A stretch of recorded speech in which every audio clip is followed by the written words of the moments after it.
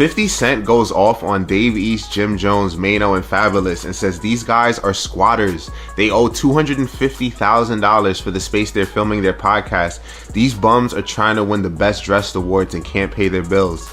Now, this is probably in response to the criticism that, Maino, Fabulous, Dave East, and Jim Jones gave about the documentary, that 50 Cent did on Diddy, which is definitely not making Diddy look too good, but they called it like a mockumentary. And Fabulous was like, I don't even know how this is legal. And basically, like they were saying, like a documentary supposed to uplift you, but 50 Cent's obviously gonna use any moment to attack people coming after something that he's making money off of and stir more publicity to drive more views towards this documentary. So now he's calling them people that are just trying to win Best Dressed, and it seems like they're gonna have a back and forth that lasts at least a few days, and it'll be good publicity for both because their podcast with Jim Jones, Maino, Fab is brand new. And I'm pretty sure they could use the publicity back and forth. And 50 Cent definitely wants it to promote, this documentary. And now he posted a video this morning of Diddy singing "Happy Birthday" to Fabulous, like "Happy Birthday." That clip, that famous clip where they did the interview together, and everyone's like, "Yo, pause! Like, what's going on?" Like with all the random comments Diddy was making. Maybe he was a little under the influence, but like in Fabulous and Jadakiss direction, like all those people. And he even posted a clip including French Montana getting "Happy Birthday" sung to. Ray J had this admission where he said that Diddy took something from him. Seems like he could be trolling under the influence, but either way, I want to know what you guys think about this in the comment section. Are you team 50 Cent? Are you siding more with the 4 rappers on the podcast like Maino, Fabulous, Jim Jones, Dave East? Let me know in the comment section and follow me for more content like this. When the answer was eventually released, Jim Jones was the first person that people brought up.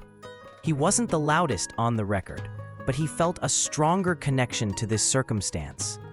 Jim Jones has fought for respect in hip-hop for many years, particularly in New York. More times than most artists ever live, he has been written off, laughed at, doubted, and counted out. Therefore, it wasn't just trash talk when 50 Cent casually called him and his group squatters. When people lost faith in him, it was a challenge to his legacy, his development, and everything he had created. For Jim Jones, this had nothing to do with internet clicks or podcast jokes. It was about being treated as though he didn't deserve his position. Jim has reinvented himself throughout the years, overcoming personal losses, crew breakups, label strife, and business intrigue. He was not going to put up with someone reducing all of that to a term like squatter. And when faced with a problem, Jim did what he has always done best. Rather than responding emotionally, he returned to his musical career. The choice to reply with a diss tune wasn't made at random. Jim Jones recognized that when words are spoken on beats, they have greater impact. Although it was no longer the early 2000s, hip-hop conventions still held true. Bars speak louder than posts when it comes to respect. Jim took his time using Instagram. He didn't use interviews to send substitutes. He sided with those that had similar emotions and pride.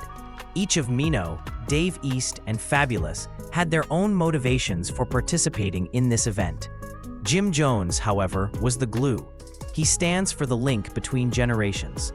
He grew up in a time when rat beef meant actual competitiveness rather than just noise on the internet.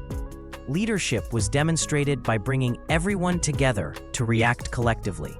It was intentional. It demonstrated that clout had no bearing on this. It had to do with drawing a line. Even before Jim Jones began rapping, the message was evident as he stepped on the beat of "I'll Whip Your Head Boy." History is carried by that beat.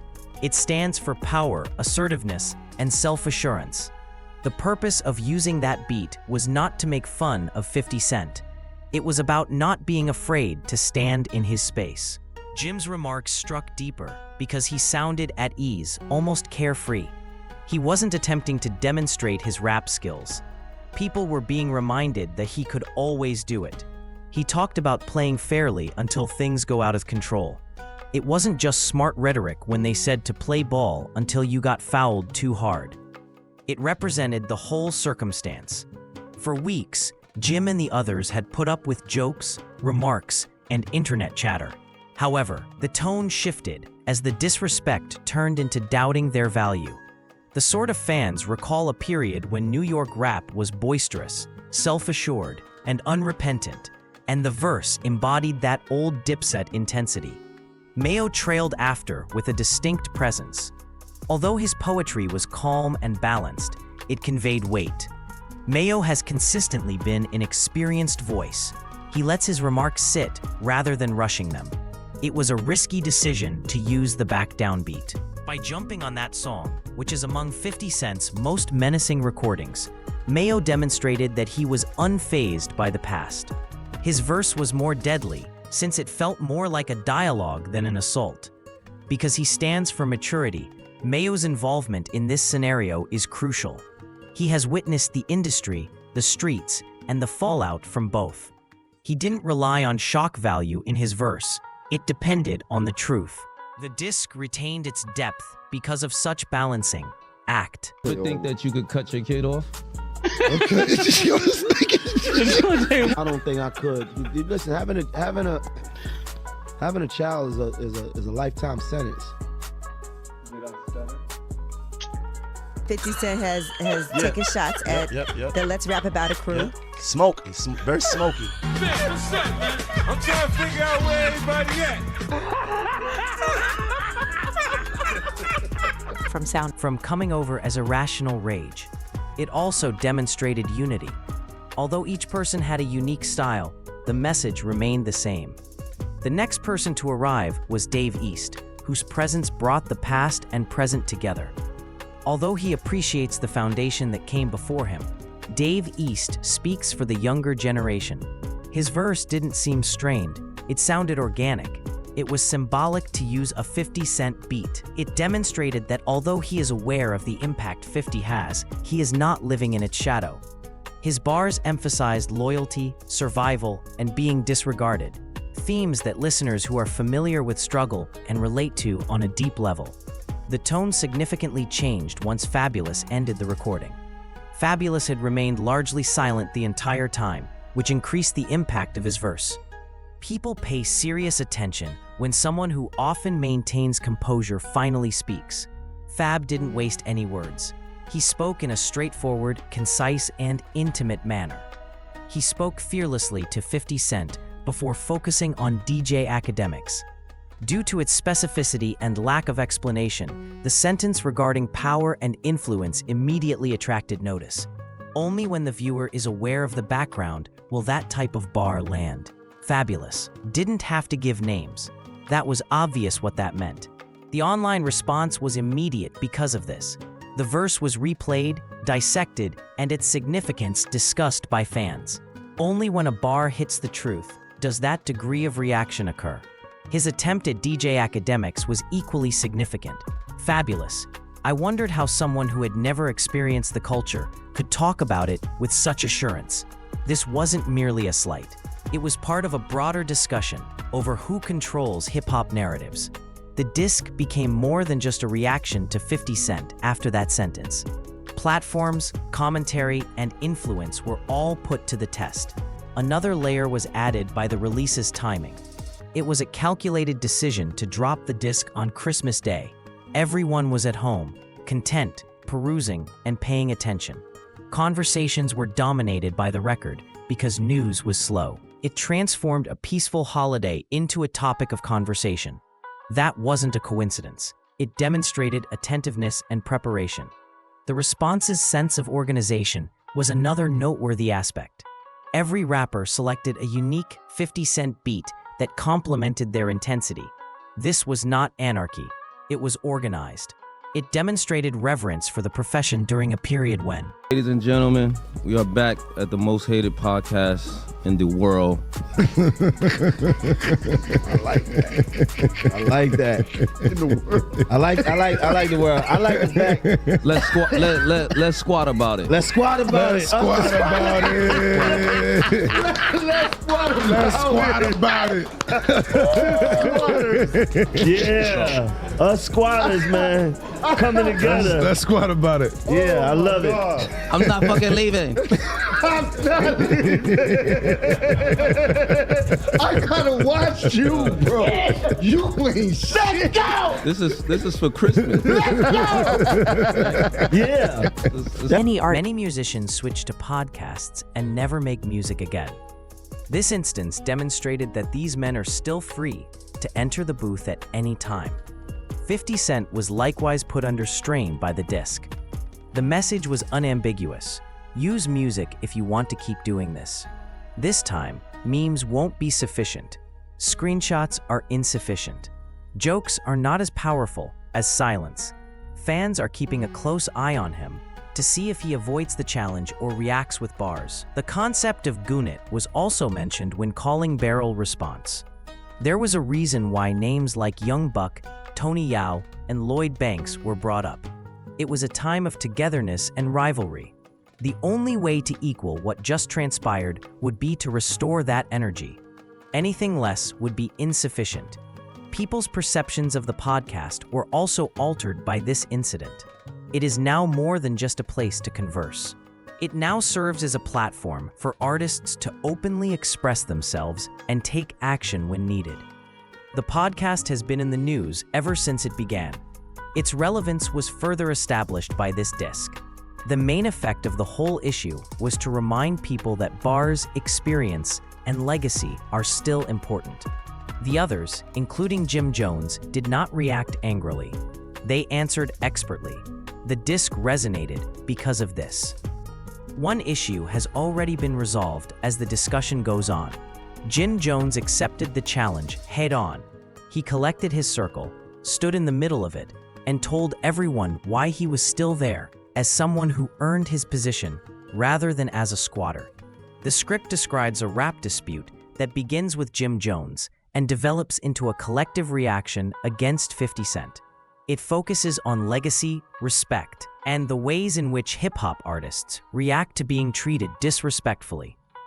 Jim Jones is the first character in the story because he took the criticism personally. It wasn't taken lightly when 50 Cent referred to Jim Jones and his crew as squatters. The phrase implied that they were not deserving of their position in hip-hop. This was an assault on Jim Jones's legacy because he has spent years repairing his reputation and career. Jim Jones opted for music as a response rather than jokes or an online response. He thought that in hip-hop, rap, rather than social media posts, is where true answers are found. He brought Maino, Dave East, and Fabulous together as a result of that choice. They all responded for different reasons, but they united because they were all impacted by the disrespect. Each artist used one of 50 Cent's own iconic beats, according to the script. This was done intentionally. It demonstrated that they have no fear of 50 Cent's prior popularity or power. It was a means of being fearless while standing in his area. According to Jim Jones's lyric, he remained silent until the disrespect became excessive. Maino's poetry embodies calm assurance and maturity. Dave East talks on loyalty and difficulty while bridging the gap between the younger and elder generations. Fabulous delivers the most powerful and talked about stanza, explicitly criticizing DJ Academics and 50 Cent. Fabulous's phrases attracted attention since they were precise without providing an explanation. The audience knew right away who he was referring to and what he was discussing.